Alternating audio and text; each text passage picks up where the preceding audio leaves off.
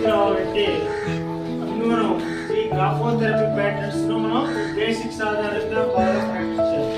స్లోగా నిదానంగా నీట్గా రోజుకు ఒక 20 నిమిషాలు టైం తీసుకోండి.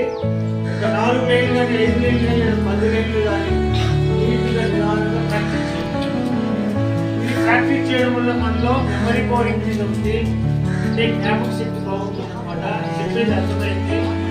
దీనిలో కాన్ఫిడెంట్ ఉంది, కాన్సన్ట్రేషన్ ఉంది, అలాగే negative thinking positive thinking develop అవుతుంది.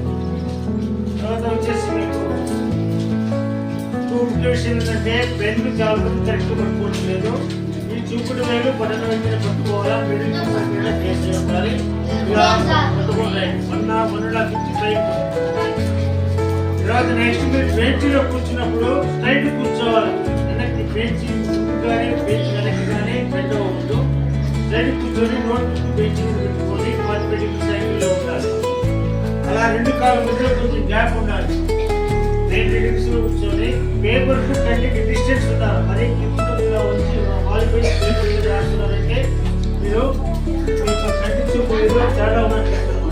కాబట్టి మీరు అలా డిస్టెన్స్ పాటిస్తూ ప్రెజర్ తగ్గిస్తూ ఇలా చెప్పినట్టు పెన్ను పట్టుకొని రాయండి. మీ యొక్క స్పీడ్ మాత్రం ఎటువంటి పరిస్థితుల్లో ఎగ్జామ్ కానీ నోట్ పేపర్ కానీ రాసేటప్పుడు స్పీడ్గా రాయద్దు. ఎగ్జామ్ రాసేటప్పుడు చాలా పీస్ఫుల్గా స్లోగా నిదానంగా, అంటే మరీ స్లోగా కాకుండా మరీ ఫాస్ట్ కాకుండా కంట్రోల్ స్పీడ్ ఉండాలి. స్పీడ్ ఒకే లెవెల్లో ఉండాలి. అలా రాయడం ప్రాక్టీస్. అంటే రోజు మీరు ప్రాక్టీస్ చేస్తున్నా ఓకేనా? Change your attitude, change your life. తర్వాత మారాలంటే చేతి రాత మారాలి.